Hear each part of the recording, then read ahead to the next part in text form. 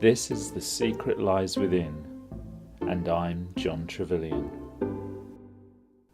The Secret Lies Within includes interviews, readings and performances in Talliston House Gardens in Great Dunmow. Talliston is an ongoing project where ordinary people take a very ordinary house and transform it with hard work and creative passion into a wonderland of locations from different times and places. This show focuses not on the house, but on the writers, poets, chefs, craftspeople, storytellers, musicians and other creative folk who are brought together to show just what people can achieve if they follow their passions and explore their bliss. For this show, we're going to hear Sarah Wragg reading her short story, This Is Your Death. Sarah loves ghost stories, and this is one tale from her collection. And also one that she says proves ghost stories don't have to be scary. This is Your Death. Since he'd become famous, Charles had thoroughly enjoyed being dead. A ghost who's happy to sit and talk with anyone prepared to visit his haunting place is a valuable commodity, and Charles had made many, many friends amongst the living. He had also achieved the kind of worldwide fame normally associated with people of considerable achievement, and by now he probably had the most recognisable face in the world, ever. The Indonesian post office had even issued a set of stamps with his portrait on them. When he wasn't receiving living visitors, one of his favourite pastimes was to stand beside the celestial light. He'd greet the souls of the recently deceased as they passed through it. Needless to say, the souls of the recently deceased were very excited at meeting someone so famous, living or dead, and waved and shouted their hellos as they were pulled past him. Sometimes one would fight against the light's tractor beam just long enough to stop and shake his hand. Invariably they'd say something like, "It's so good to finally meet you in the flesh, so to speak." Even though Charles had heard this hundreds of times, he would laugh as though it was the funniest, freshest joke in the world. Recently, people had started asking him, if it wasn't too much trouble, if he could pass on a message to their loved ones. Normally it was just something like, "Don't worry," or "I'm happy." But once a man wanted to tell his relatives where he'd put his winning lottery ticket, the excitement of owning which had been the cause of his demise, even though the win only turned out to be a couple of £1,000s. But today Charles was met with one of those long-winded, complex messages which positively made his head spin. As soon as the woman saw him, she began talking 13 to the dozen, without even pausing for breath. "Mr. Foster, I'm so glad you're here. Now, my name's Mrs. Searle and I'm from Bradford, and I want you to get in touch with that lazy good-for-nothing son of mine, Harry. Tell him to get off his fat backside and go round to mine and take the dog for a walk before it pees on the furniture. Then he can get in touch with the co-op about the funeral. Nothing fancy, mind, a simple service will do me fine. But he mustn't let them bully him into brass handles or out like that. And tell him to make sure his father wears a suit at the funeral, if he can find the selfish git, of course, probably in Leeds with his fancy woman. Oh, and before I forget, there's a casserole in the oven which will be ready at 1:30. He can have it if he likes. No point in letting it get to waste. Now, have you got that now, Harry Searle of..." But before she'd finished, she'd passed through the light, and Charles, thankfully, did not have to listen to any more of her incessant chatter, nor have the responsibility of memorising an even longer message. So he thought he'd better go before anyone muddled his head still further. He closed his eyes and thought of his haunting place, a London cellar now converted into a trendy wine bar, which had recently been renamed Foster's in his honour.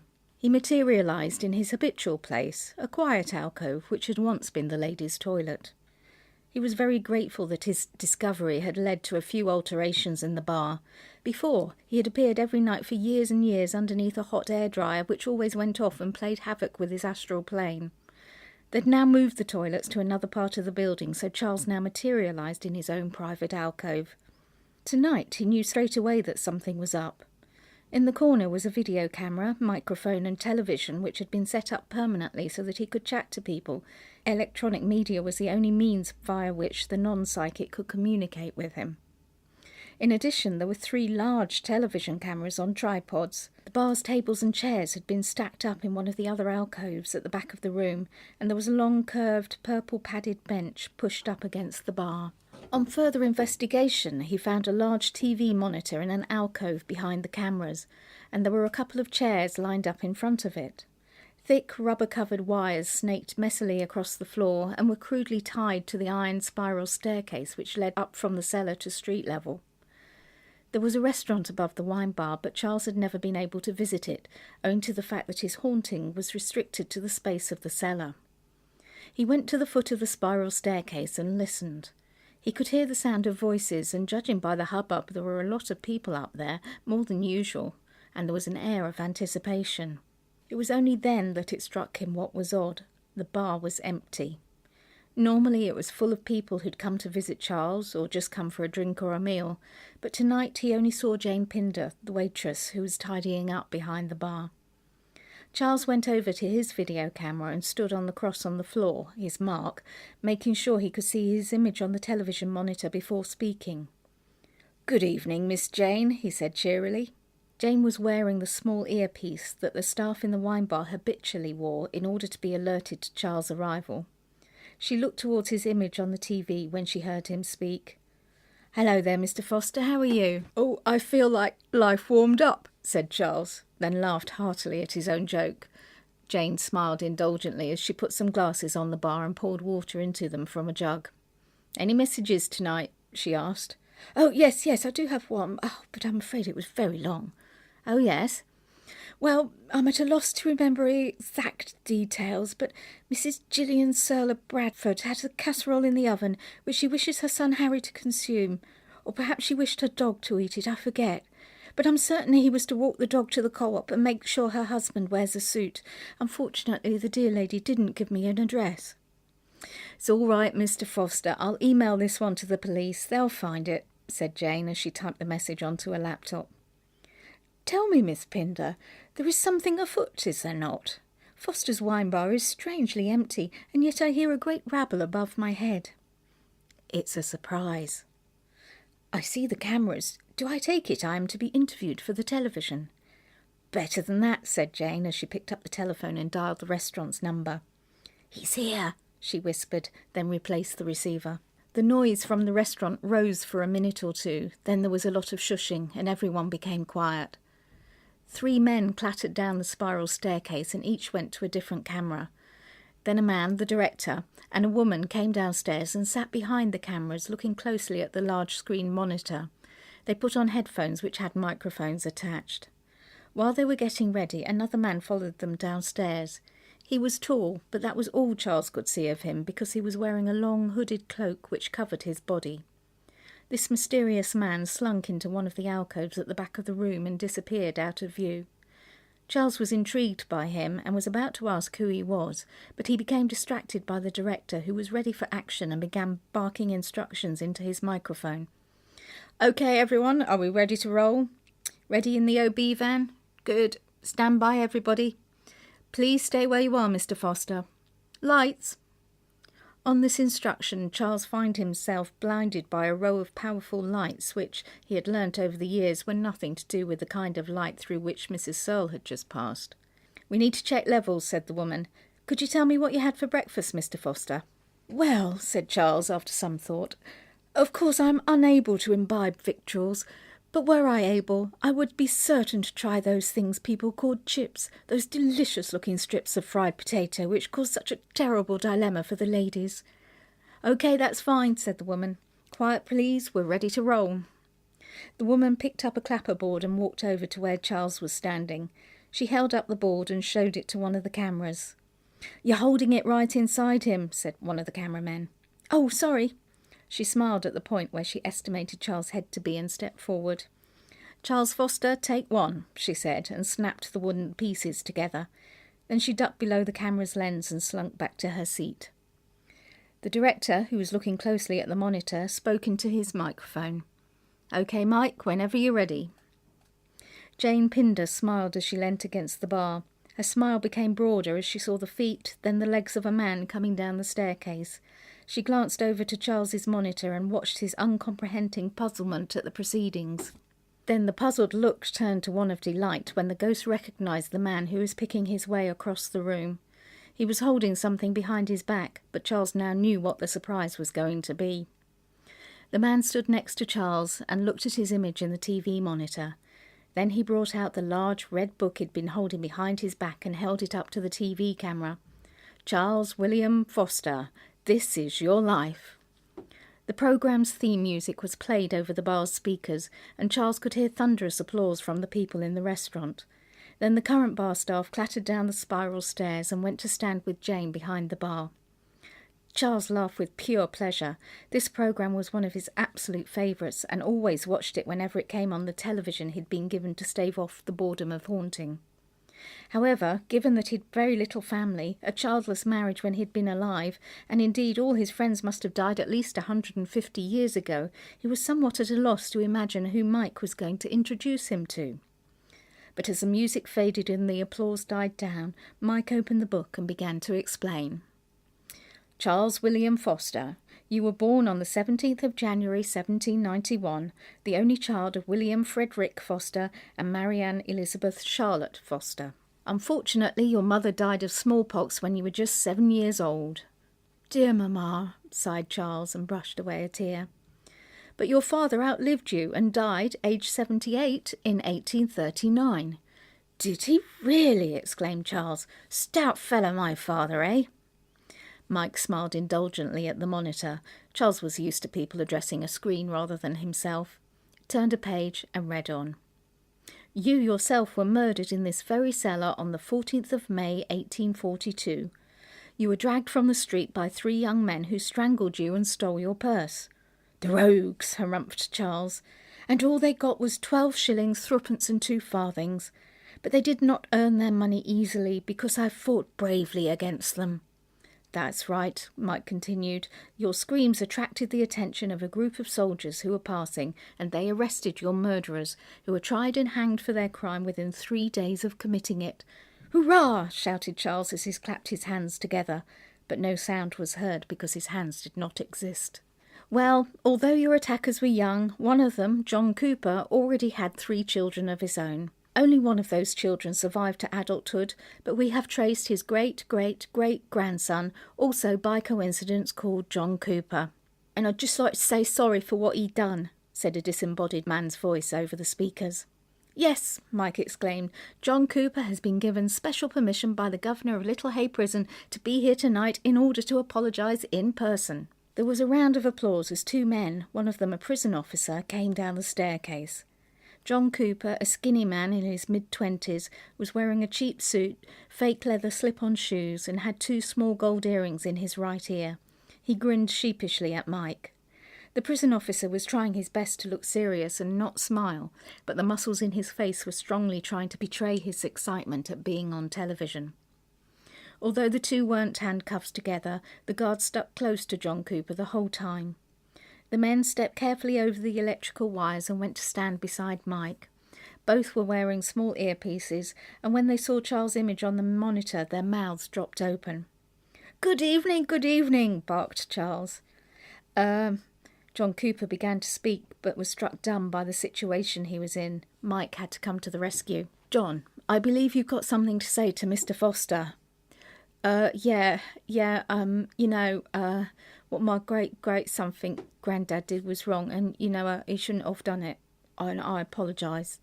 Charles laughed indulgently. My dear boy, I am touched by your regret, but I really cannot hold you responsible for the crimes of your ancestors. I just hope that your life will be as blameless as his was misguided. The prison officer snorted a giggle, and Mike raised his eyebrows before continuing. Well, unfortunately, Mr. Cooper has to leave us now to get back to Little Hay, but thank you for coming in. John Cooper, ladies and gentlemen. A polite round of applause was heard coming from the restaurant. Come on, son, time to go, said the guard, who wasn't supposed to say anything but couldn't resist the temptation. His words were edited out when the programme was transmitted. Then, as the 2 men went back up the spiral staircase, Mike turned the page in the red book and began a different chapter. The wine bar that we're standing in was just a cellar at the time of your death, which presumably didn't give you much opportunity to haunt many people. Well, no, Mike, said Charles, but for a while after my murder, this place became the object of curiosity for thrill-seekers. From time to time, small groups of gentlemen, and sometimes even ladies, would gather in the cold, eager to be informed of the details of my death.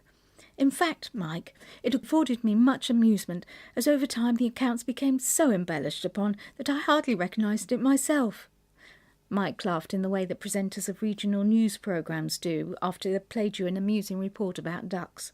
In truth, the thieves simply strangled me before making off with my purse, continued Charles. But the storytellers told that I had been garroted with wire which cut so deep into the skin of my throat it almost severed the head from my body. Any of the ladies who had not fainted by this point in the tale were then informed that the thieves cut out my heart and threw it to the rats, and then the dear things would flee in terror, though whether it was because of the tale or the rats was something upon which I could only speculate. Perhaps a bit of both, said Mike, anxious to move the story on. Now then, tell us about the light. Yes, of course, Mike.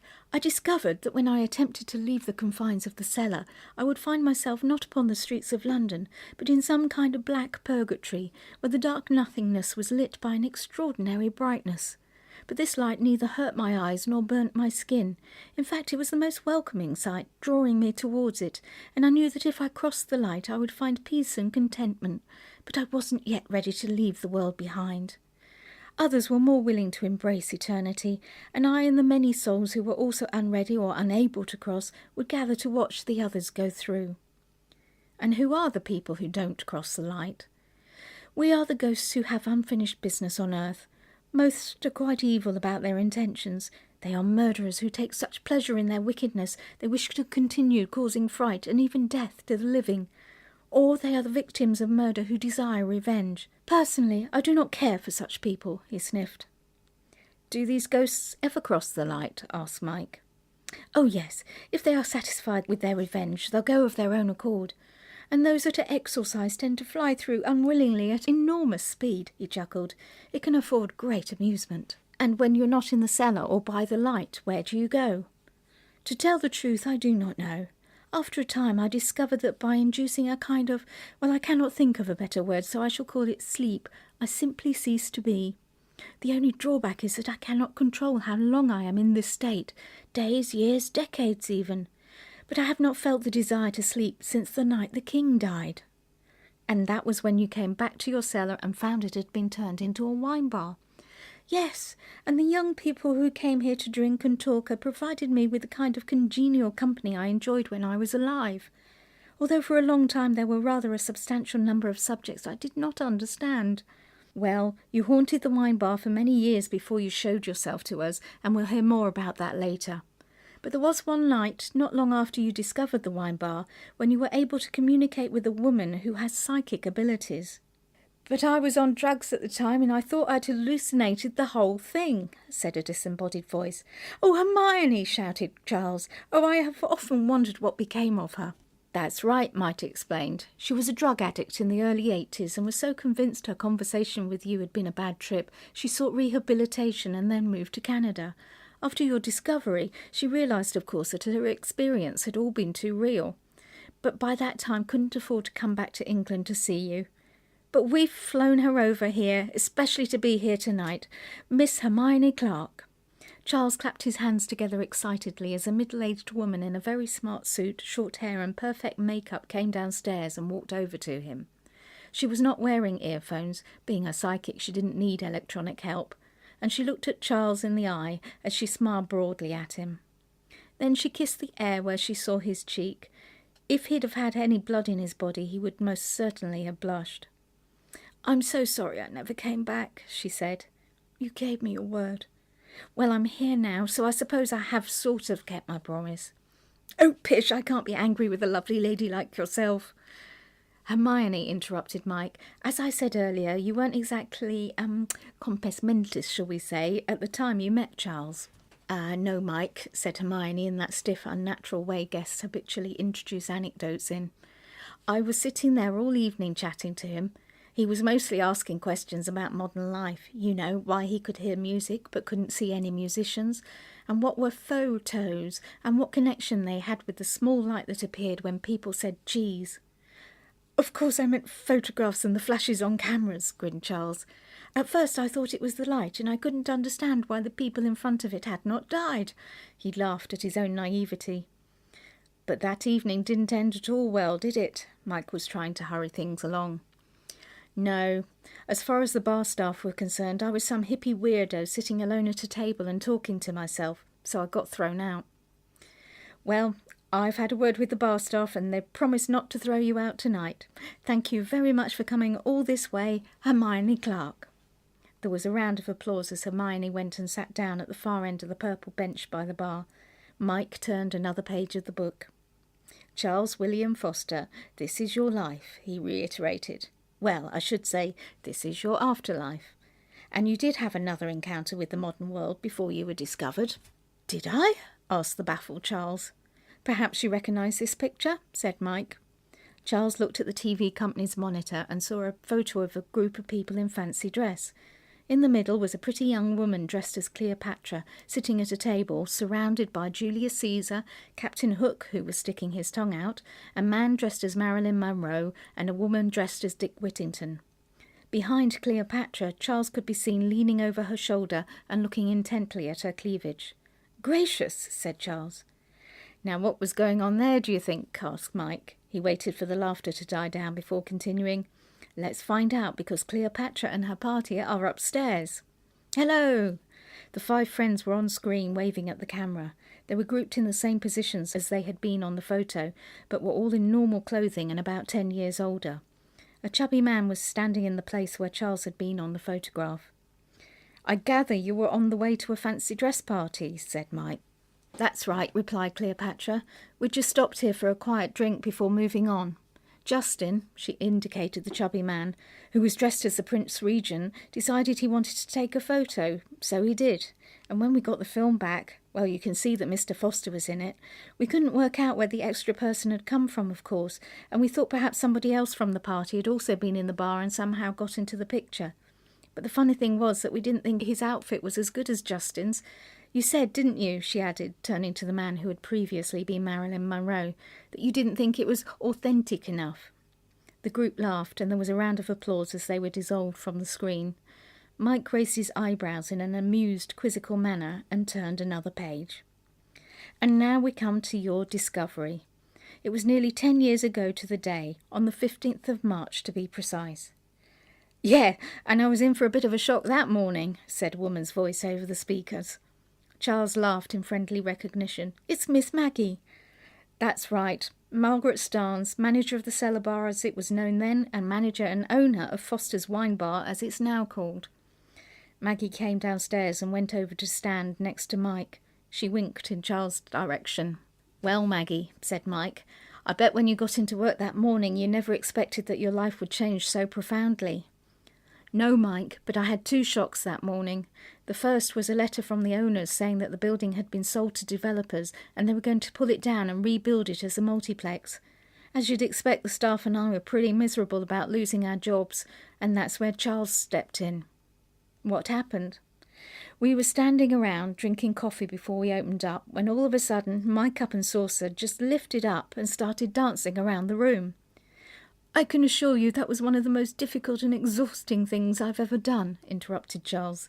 "But even though I did not know what a multiplex was, I couldn't let them destroy my cosy home and stop all you lovely people coming to visit." This comment was greeted with cheers and applause from the people in the restaurant. "So you took some pictures, didn't you?" prompted Mike. "Yes," Maggie confirmed, as a photo of Charles holding up a cup and saucer and sticking his tongue out appeared on the monitor. "Why are you sticking out your tongue?" asked Mike. "I believed that was the fashion. I had seen many, many people having their photograph taken in that way, so I was simply conforming to the custom." Another photo appeared on the screen, this time of Charles dropping the cup and saucer. "Well," he explained, "I did say it was one of the most difficult things I have ever done." Then another photo appeared, this time a fuzzy close-up of Charles's grimacing face with his eyes tightly shut. He laughed. "They had put the camera down on the table and I was expecting it. I did not know I would make it go off." "So, Maggie," continued Mike, "you must have been quite scared." "Well, yes and no," she said. "I mean, he first appeared about 11 o'clock in the morning, and it's difficult to be frightened by spooks when you're trying to get rid of a hangover. But I must say that after the initial surprise, I wasn't scared or worried in the least. In fact, since then, Mr. Foster and I have become very good friends, and he's helped me enormously with my Open University history degree. I'm specialising in the English Regency period, of course." "You could hardly do anything else. Maggie Starnes, thank you." Maggie walked over to the bench and sat down to a polite round of applause from upstairs and enthusiastic cheers from her staff behind the bar. Mike turned another page. Well, the first thing Maggie and her staff did when they discovered Charles was to contact GAS, the Ghost Authentication Society. "And it took Charles about 2 minutes to convince me he existed," said an old man's voice over the speaker. "Ha! Upon my soul," said Charles, "I do believe that's my very good friend, Professor Cornell." "That's right," said Mike as he studied his notes. "Professor Ignatius Cornell." The aged professor slowly made his way down the spiral staircase, his walking stick hanging over his left arm as he gripped the banister tightly with his right. Maggie leapt up and helped him over the camera wires, which threatened his feeble balance. As he made his way over to where Mike and Charles were standing, one of the bar staff quickly placed a chair in between the presenter and the ghost, so that the professor had something to sit on when he got there. "Good evening, Ignatius." Charles leant over the seated man and shouted into the plastic box clipped to the professor's breast pocket. The box was actually an old-fashioned hearing aid, and 2 large plastic earpieces attached to it protruded from Cornell's ears. "Hello there, young man," he replied, much to Charles's amusement. "But I must be at least a century older than you, sir," he shouted into the hearing aid. Mike leant over the professor and bellowed into the hearing aid. "Professor Cornell, we're very glad you could come here tonight." "There's no need to shout." "I'm sorry." "Pardon?"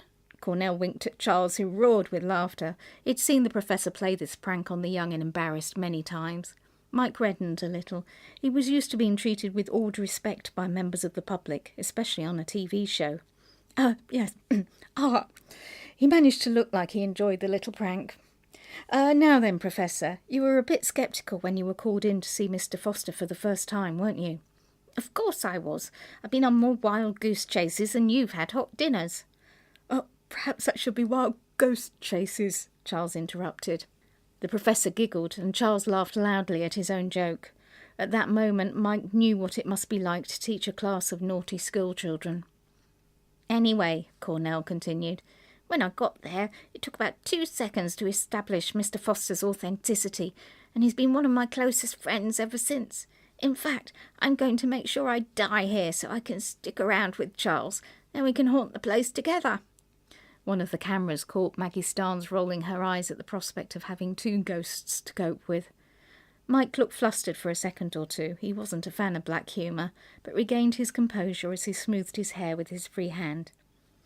"Well, I hope you're not going to do anything like that tonight." "Oh, don't be silly, man," said the professor impatiently. "I've got years in me." "I'm very relieved to hear it. Ladies and gentlemen, Professor Ignatius Cornell." There was a lull in the proceedings as the professor slowly made his way over to the bench and sat next to Maggie while one of the bar staff removed the chair. "OK, ready to go again," said the director after everyone had used the hiatus to cough and fidget. "Action." Mike turned over another page. "Well, of course, you had nearly 2 centuries of history which you were unaware of, and once the initial excitement of your discovery had died down, many historians put themselves forward to debrief you, as it were. And as I had just put in a proposal to the BBC to make a major television series on history since 1842, I was awarded the delightful task of bringing you up to date." "And I still have the DVDs of those television programmes in my collection," smiled Charles. "Yes," said Mike. "Writer, producer and presenter of history since 1842, the eminent historian Sir Arnold Harrison." Sir Arnold, a handsomely youthful-looking man, though he was in his mid-50s, bounced down the staircase and over to Mike and Charles. "It's very good to see you again, sir," said Charles. "Likewise, likewise," replied Sir Arnold. Mike gathered his face into an amused, quizzical expression. "Mr. Foster's history lessons were on the whole quite straightforward, but I gather you had problems with the suffragettes." "Yes," laughed Sir Arnold. "Mr. Foster would not believe that women were capable of organising themselves into a political pressure group, let alone take their place in the House of Commons. In the end, the researchers on the TV series had to put together a video of Margaret Thatcher documentaries before he even began to start believing. But then you got your comeuppance, didn't you, Mr. Foster?" "I have never felt so vilified in my life." "That's right, the Radio 4 Woman's Hour team did an outside broadcast here and spent a whole programme successfully convincing him that he was wrong. I shall never call them the fair sex ever again. fairness did not come into it. I was bullied, positively bullied. Well, I promise we haven't got any ardent feminists here to terrorise you tonight, smiled Mike. Glad to hear it, sir. For the moment, Sir Arnold Harrison, writer, producer and presenter of the award-winning History since 1842, thank you very much. To a polite round of applause, the historian went over to the padded bench and sat down. Charles watched him carefully and calculated to himself that there was enough space left there for 2 more guests. He wondered who they could be and looked towards Mike as he turned another page. Charles William Foster, this is your life. Now, after your discovery, you became an international sensation, and it was no surprise to find that the rich, the powerful and the famous were clamouring to be photographed with you. On the monitors they played a montage of photos of Charles with, variously, 2 Prime Ministers of Britain, the current President of the United States, the President of Russia, looking a bit worse for wear, members of the royal family, the Bishop of Durham, and famous actors and actresses who all wore sunglasses. The last photo was of Charles and the Hollywood star Jerry Davis.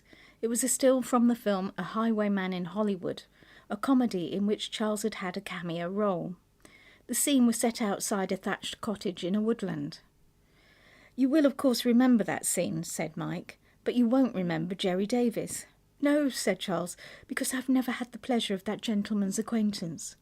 Well, Jerry sent you a message to explain why. On the screen, Jerry Davis was seen sitting by a swimming pool in Los Angeles. After a second, he grinned and waved at the camera. Hi, Charles, he said. Do you remember filming Highwayman? It was fun, wasn't it? Even though we didn't get to meet, because I did my filming out here and you obviously had to do your bit there. But they put us together with the help of all their electronic wizardry. Well, congratulations, Charlie. I hope you enjoy your evening and I wish I could be there with you. I really do. Oh, shoot, he added after a pause. What the hell? I may not get another chance. On screen, he got up and walked out of shot, and as he did so he appeared, to much cheering, whistling and applause, at the top of the iron staircase. The applause didn't die down until long after he'd greeted Charles by waving at the monitor by the ghost's head. Everyone in the room was wearing the broadest of smiles. Charles, man, it's great to be here. Oh, thank you so much for coming all this way, Mr. Davis. I've long been an admirer of you on the moving screen. Now then, explain something for me, said Mike. It's well known that you can't leave this bar. That is quite correct, said Charles. If I try to quit this place, I will find myself by the light. So how did you manage to film a scene set outside in the woods? Ah, said Charles, happy to find someone at last who hadn't read any of the many newspaper reports of the film and therefore wouldn't already know the answer. It was done by what they call the magic of cinema. I was asked to stand before a plain green screen and imagine that the cottage door was over there, the woodpile was there, the horse was there, and so on, he explained, gesticulating. And Jerry, that scene could be described as somewhat ironic, couldn't it? Jerry laughed in a surprised manner, as though he had neither expected nor rehearsed this question. Yeah, because Charlie looks incredibly solid and real whenever he appears on film. It was decided to make me the ghost, so I ended up haunting him. And how did you rate his performance as an actor? Well, he won the Oscar for Best Supporting Actor, didn't he? Need I say more? This comment met with much laughter, which turned to applause as Jerry waved at the camera, then went to sit on the purple bench, though not before he'd first shaken hands with everyone. Mike turned back to the camera and flicked over another page. Since your discovery, you've made many friends from all around the world. Unfortunately, not all of them could make it here tonight, and your bar is far too small to get more than just a few here to meet you. But if you look at the screen, you'll see that we've got a camera upstairs to show you just how many people wanted to be here tonight. The restaurant had recently undergone extensive work in order to enlarge it to be able to cope better with the interest in Charles. All the tables had been taken away and the place was filled with people standing around, drinking beer and watching the proceedings on the television screens. When they saw themselves, they cheered and waved. "Gracious!" exclaimed Charles. "Those are all my friends. Good evening, friends." He smiled broadly and waved at the camera.